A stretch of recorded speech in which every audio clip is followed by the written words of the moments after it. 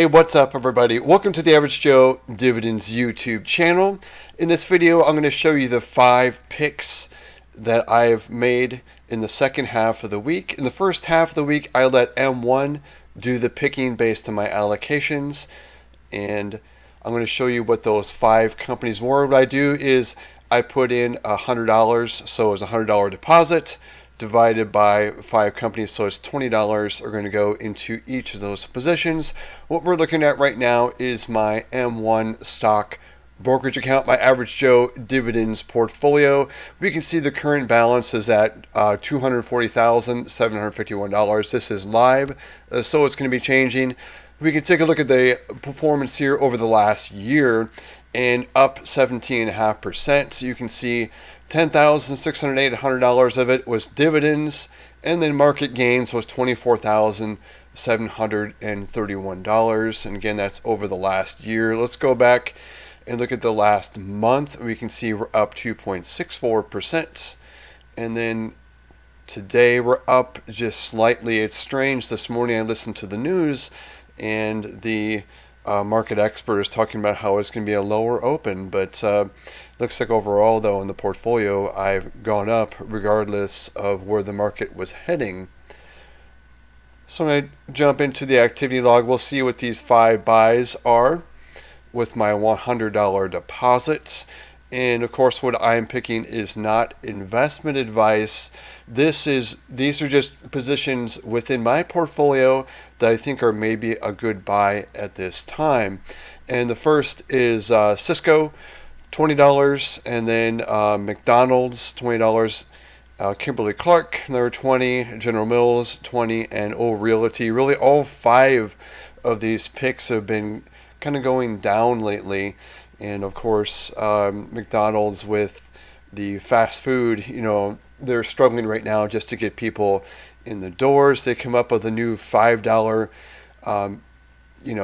value menu, or not value menu, but actually like a meal, a value meal. But the bad thing about that is it's for a limited time. It's going to only be for a month. So we'll see how that affects McDonald's sales going forward. I know Wendy's is doing something similar with a breakfast sandwich and potatoes for $3, and also Burger King is doing the same with a $5 value meal as well. But we'll see what they do. But right now, it's just the economy is not great. People don't have a whole lot of extra spending money, so things like McDonald's, Starbucks are struggling right now.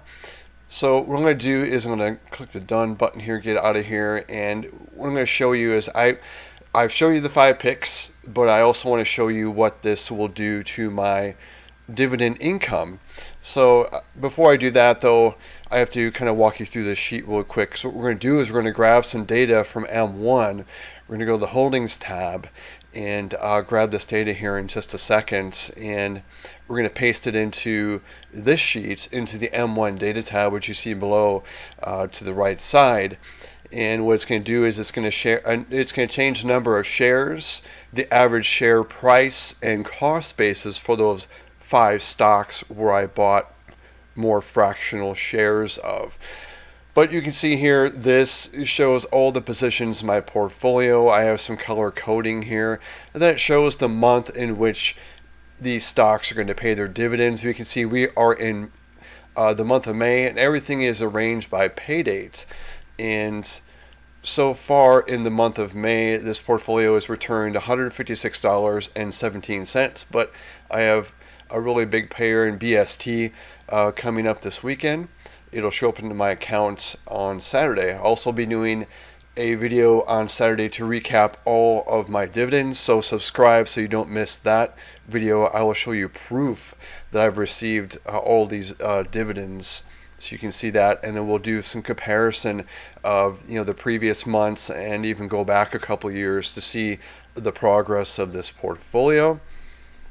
So you can see here, let's scroll down to the monthly cash flow average. This is going to change the monthly, quarterly, and annual as I put in the new data. It's going to increase this. So I'm going to put this right here real quick just to show you the 901.67.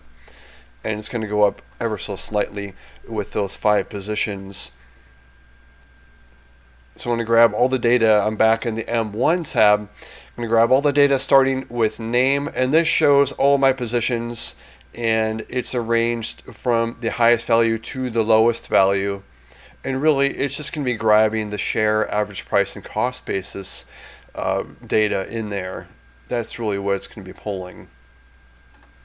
So I've got everything there from top to bottom. Looks like Pinnacle West is my lowest position, with SCHD being the highest. I'll leave a link below so you can see my M1 pie to see what's all in my portfolio with the 53 positions. So we can see we're at the 901.67, and also the quarterly annual, that will go up as well. Let's go ahead and paste this M1 data in here. Do a paste special. We can see that updated over there. So that part is done. We'll go back to dividend portfolio, and we can see now we're at 901.99, because what it did was for those 5 positions, we can take a look. We'll pull up a few of those. Activity log. Like Cisco, McDonald's, Kimberly-Clark. We'll kind of go down and find some of those. I think General Mills, is that one of them as well? Yep, General Mills. So we can see General Mills this month, actually May 2nd, I was paid $5.51, but the next time General Mills pays, that's if there's not a dividend increase, it's going to be $5.73. So you can see just the effect of the dividend drip and the $20 put in there, what that did there.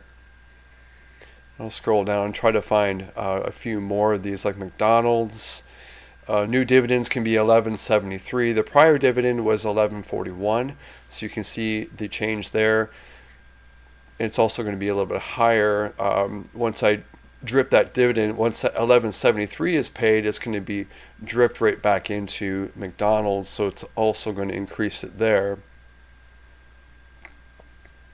So what I'll do is next is I'm going to put that 901.99 over on my monthly average dividend tracking tab. Scroll here to the right row. We'll put that new value 901.99. This is from a $100 deposit. Again, these are my picks. So added 32 cents additional monthly income from this portfolio.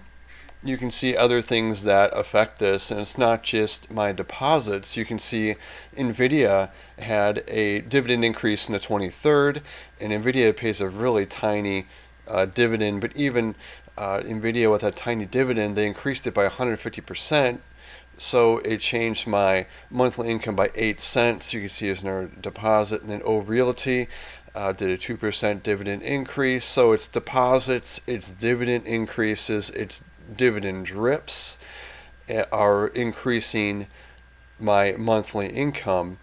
And I've mentioned this a million times. SCHD did lower it, but this is known. SCHD historically has had a lower dividend in Q1, so this is no surprise. I expect this to rebound quite nicely in Q2. I don't know if it's going to go to 74 cents. I'm predicting 67, 68 cents, but we'll see. It's going to wipe out, though, that $50 reduction by quite a bit, especially with all this afterward as well. Just building up my dividend income. So next up, we're going to go to the dividend tracker here. I've been doing these videos since January 2021. You can see the starting portfolio value. The dividends paid each month. We're going to get to more recent times. We can see the 156.17. That's where we're at so far, with the bulk of the dividends to be received this weekend. Here's last month in April, 595.80.